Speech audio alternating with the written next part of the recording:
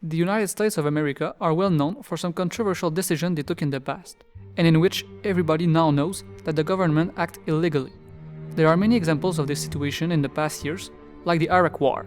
Another example of a very controversial event related to the United States is the one that happened in 1989 between the United States of America and the Panama. This particular event is called Operation Just Cause and consists of the invasion of the Panama by the Americans to release the population from their dictator named Manuel Noriega. The events surrounding the Operation Just Cause have a certain level of mystery that allow many controversies to develop over time. Can you believe that these events took place not far from here?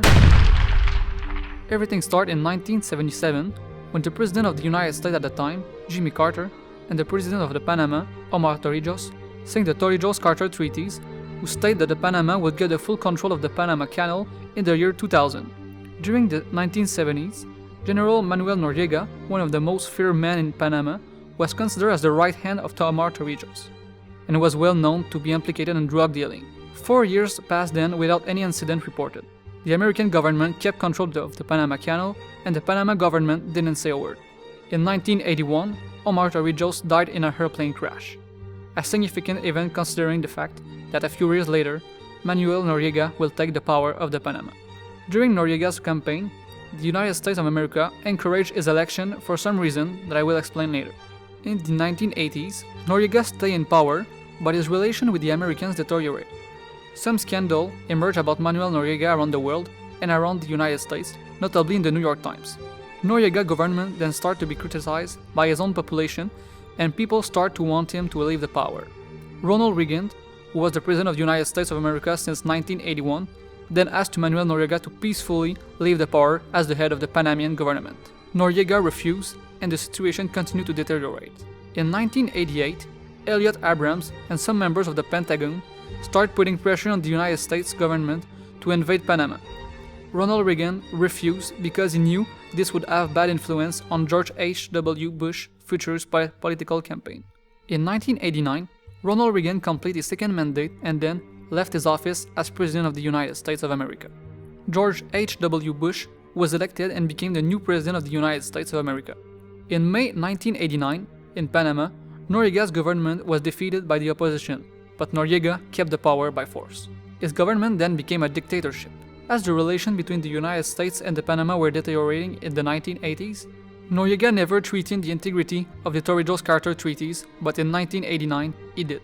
Manuel Noriega started to turn his allegiance in the Cold War to the Soviet and start threatening the integrity of the Torrijos-Carter treaties, and consequently the control of the Panama Canal by the United States.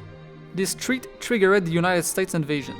On December 20, 1989, after the death of 4 American military in Panama, George Bush ordered the execution of the invasion of Panama with the Operation Just Cause. The United States Army, Air Force, Marines, and Navy participated in the invasion. The invasion caused 2,500 to 3,000 deaths. The Navy SEALs, through Operation Nifty Package, captured Manuel Noriega and brought him in the United States for his trial. At first glance, the United States can be seen in this event as the hero of the situation. But when we look closer and deeper in the root causes of this event, we can see that it is clearly not the case. There are many controversies surrounding the Operation Just Cause. The first one concerns past relations between George H.W. Bush and Manuel Noriega. The right hand of Omar Torrijos in the 1970s, General Manuel Noriega, was in relation with the CIA since 1967. George Bush, before he was President of the United States, was Director of the CIA and Chair of the Task Force on Drugs, and was also in relation with Noriega when he was the right hand of Torrijos. Noriega, although he was working in the Drug Enforcement Administration, was also known to receive significant financial support from drug dealers because he was facilitating the laundering of drug money in Panama. The CIA knew that he was related to drug, so George H.W. Bush was supposed to know that because he was director of the CIA, but he was ignoring the situation. Why did the CIA not intervene on Manuel Noriega if they knew that he was related with drugs and that he was receiving money from drug dealers? The United States, during Noriega's political campaign, encouraged his election because, according to the public opinion, Noriega would be a great asset to the anti-drug dealing in the United States and Panama. The United States were even giving money to Noriega's government in exchange for some favors, drug dealing in particular.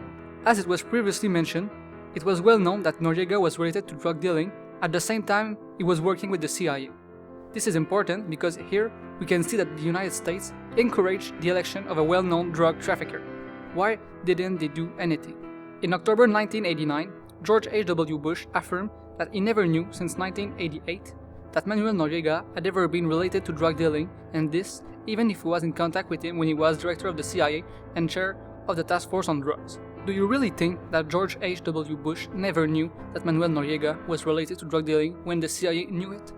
Ronald Reagan knew that his two mandates were about to finish in 1988, and that if he had intervened in Panama, it would have bad consequences on Bush's political campaign, who was his vice president, because of Bush's past relation with Noriega. By doing this, thus Reagan was delaying the invasion so Bush would be able to be elected and then to intervene himself.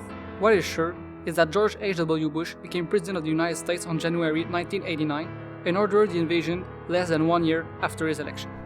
When George H.W. Bush realized that Noriega was starting to have relations with the Soviet Union in the Cold War and that it was threatening the control of the Panama Canal by the United States, then the Americans decided to invade. The United States used Noriega as a puppet to serve their interest. They encouraged his election because it was serving their interest and because they were keeping the control of the Panama Canal. What happened when Noriega was no more helpful to the United States and that he was threatening the control of the Panama Canal? The United States decided that they need to remove their puppet from the power by invading Panama. Such controversies shed new light on the conflict.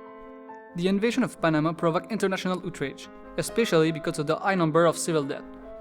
Some countries declared that the United States had committed an act of aggression by invading Panama. The General Assembly of the United Nations voted on December 29, 75 against 20 to condemn the invasion as a flagrant violation of international law. 40 nations chose abstention. After the invasion, about 20,000 people lost their homes and became refugees as a result of the urban war. In 1994, a constitutional amendment permanently abolished the military defenses of the Panama, which means that they have no longer an army.